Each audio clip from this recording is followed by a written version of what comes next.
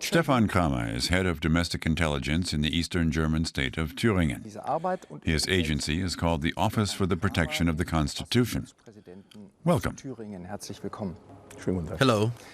Welcome to the DW interview. It's good to have you with us. Before talking about your position, I'd like to introduce you to our viewers.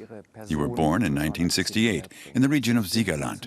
You converted to Judaism as an adult. What led you to Judaism? I was searching for myself for a long time. I got to know other religions, but at the request of my parents, I was never baptized, so I never belonged to a faith. I discovered my affinity, my love for Judaism relatively late, and wanted to be part of the Jewish people. Converting to Judaism is not only a matter of signing a piece of paper. It's a big commitment. Did you struggle with the decision? War das für Sie ein Grund, mit dieser Entscheidung zu ringen? It's not about learning questions and answers by heart. It's not just about the facts. It's more of an inner decision, a conviction. Those who think you just need to know facts to belong are wrong. But as far as learning the facts goes, I didn't make it easy for myself or the rabbis who studied with me and accompanied me on my way. But I did it out of conviction and wholeheartedly. Your wife is a Jewish American. Did she influence your decision? No, she didn't, because I had already made my decision to convert to Judaism before even meeting her. You grew up without a religion and chose freely to become Jewish. What about your children? They're Jewish because my wife is Jewish, according to Jewish laws of descent, so they don't have to decide. But that doesn't mean that they don't talk about religion with us or argue. It's not always easy to bring them up so that they also develop an affinity for the religion. In 2004, you became Secretary General of the Central Council of Jews in Germany.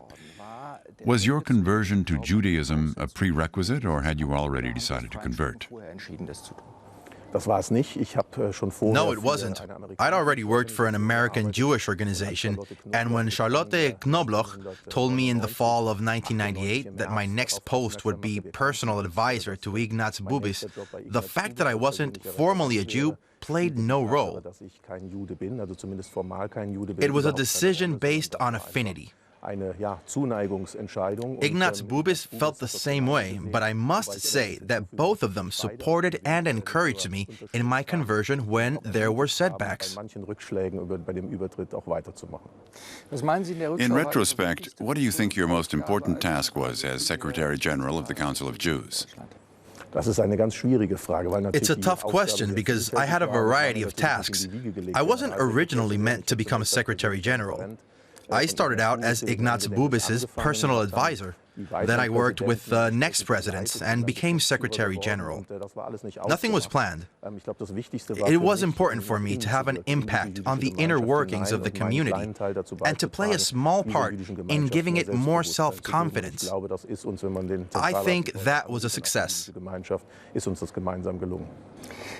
Back then, you wanted to abolish the intelligence service you now lead. And now?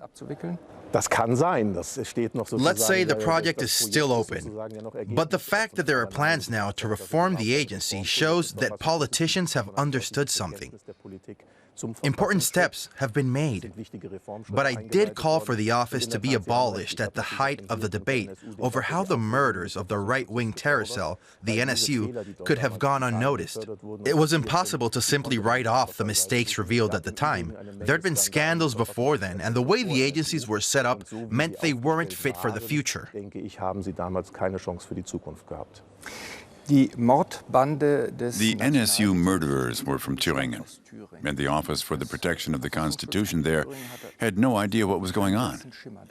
What was your judgment of the office at the time? Failure across the board, not only at the Office for the Protection of the Constitution. It soon became clear that the police, the judiciary, and the politicians had failed miserably. In retrospect, I think we all have to take a good look at ourselves because nobody really realized the scale of it. Nonetheless, there have to be consequences.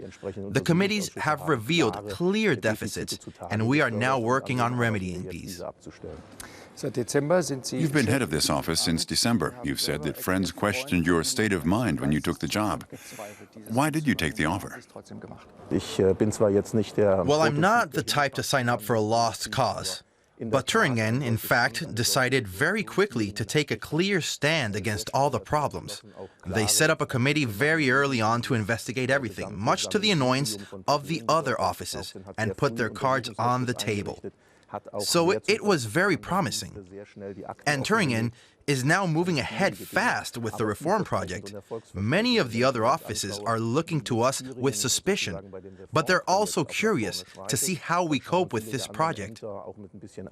And I find being involved in that quite exciting. I'm also very curious. What were the first steps that you took? Well, it was the state government, of course, that took the first steps. There were concrete reforms in the structure, in the legal and parliamentary oversight. They set up a controller with new employees. But I always said, the best safety measures won't help if the people who work there don't have the right attitude. Many of the employees did have the right attitude, but there was a lack of leadership.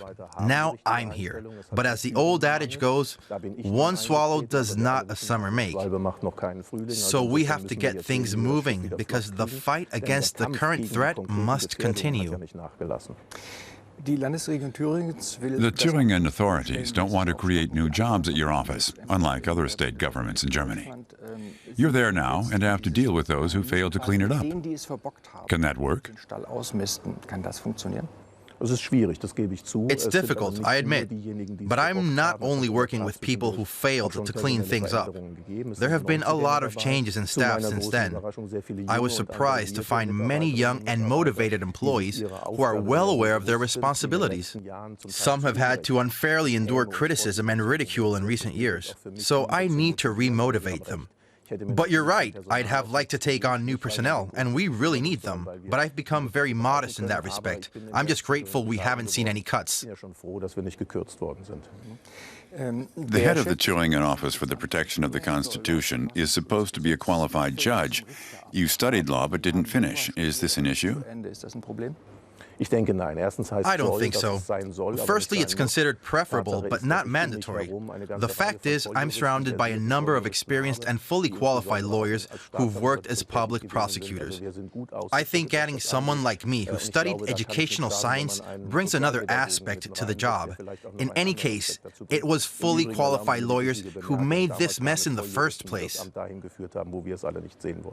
The NSU was not the NPD. They weren't only right-wing extremists, they were right-wing terrorists. Has the chapter of right-wing terrorism ended with the trial in Munich, or are there new terrorists at work? Well, firstly, the trial is still continuing. And secondly, we still have committees investigating other things. I don't believe we've finished investigating the mistakes that were made back then and the changes that need to be made. But I would also say the trial into banning the far-right NPD party or other such trials won't solve this problem. I've always said you can't ban far-right thinking, but you do need to fight it politically. And what we're seeing today in Thüringen and elsewhere is that right-wing terrorist structures are on the increase. We now have other groups that are at least as bad as the NSU, and we need to be vigilant. As a person, you could be, so to speak, the double target of right-wing terrorists. You practice the Jewish faith, and on top of that, you're head of domestic intelligence. You used to carry a weapon. Do you still? I'm not at liberty to talk about security measures, but I feel safe and well protected, although there's, of course, no absolute safety. But you're right. For many, I'm a double source of evil, and that's the way it should be. People of a right-wing extremist persuasion should know that I intend to put things straight and up the pressure on them.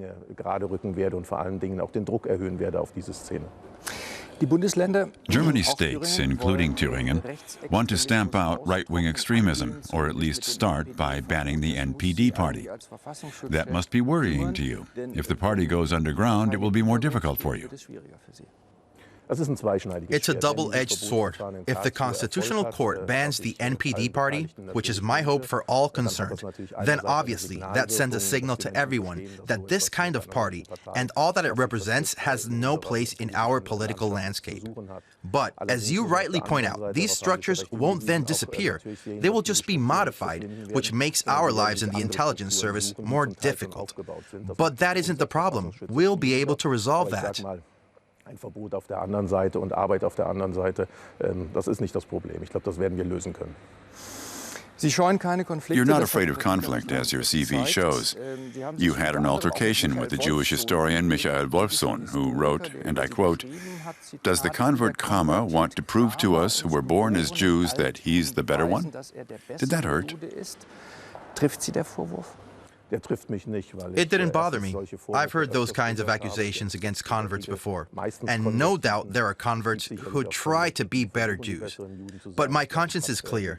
I've proven in my life that I follow my own path, so the accusations just bounce off. To end our interview, Mr. Kramer, we always have 3 unfinished statements that we ask our guests to complete. If the whistleblower Edward Snowden wanted to seek asylum at a Berlin synagogue, I would be in favor. I was in the CDU, the FDP, and now the SPD party. The left party is in power in Thüringen. For me, the left party is not an alternative. My most pressing task in Thüringen is to restore trust in politicians, but also in the people of Thüringen and beyond. Stephan Kramer, thanks for talking to us. Thank you.